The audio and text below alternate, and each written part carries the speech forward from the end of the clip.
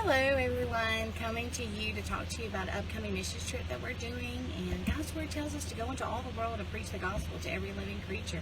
And he that believes and is baptized shall be saved, and he that does not believe shall be damned. And these signs will follow them that believe. In my name they will cast out devils. They will speak with new tongues. If they take up serpents or drink any deadly thing, it shall not harm them. They will lay hands on the sick and they will recover. That's Mark 16. And then in verse 20 it tells us that signs follow the believers and confirm the word. And so we are going back to New Mexico. And yes, I did say New Mexico. We're going back to the desert. In 2022, we are doing this in July. We went there 2 years ago in June 2020. And what an awesome time. We were able to see the Lord set people free.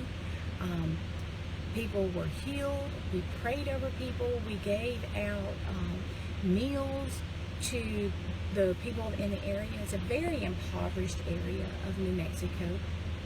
It is it's called Torrance County, and it is south of Albuquerque. Large, wide open spaces with very little people. Less than 1,000 population in the whole county. But we drive around and visit from home to home and bring Christ to them. And 2 years ago, one of the people that we met was Mr. Romero, and he just so blessed our hearts. We gave him a ride home, and he didn't think he would be able to get a ride with us because he had a dog. And we're like, oh no, we'll make room for your dog too. And so we made room for the dog, and the Lord allowed us to be able to share with him and love on him. And we were able to go visit him in his home a couple of times. We were there for a week, and just such a blessing.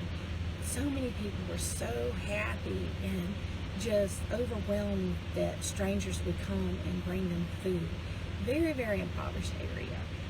We had dogs that ran out to attack us when coming onto our property, and I just simply spoke peace into them. And they were just the sweetest they could be. No problems at all. And the family there were so blessed because they take care of their grandchildren. They raise their grands, and there's so much of that. And they were blessed that somebody would come by and bring them food. Like I said, a very, very impoverished area. You may live in an impoverished area and know that there are resources for them. But in America, there's not always a lot of resources for people. It depends on what county you live in, what state you live in, and what's available.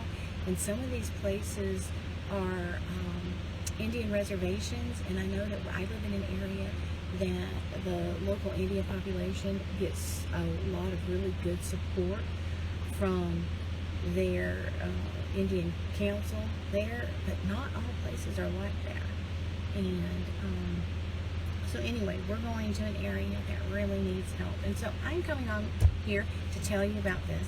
But you know what awesome time we had last time? And just a little tidbit of what we did. We're going to do a very similar thing this year and minister to people, go door to door, and just bring Jesus to them where they're at. And whenever we go on a ministry trip, a lot of people are like, why didn't you tell me? I would have loved to help support or sponsor or whatever. So we're letting you know. That's what we're doing. And if you want to help support and sponsor, there are a few ways that you can do that. You can pray. You can lift us up to the Lord daily, and especially while we're there. You can gather food products for the meals that we do.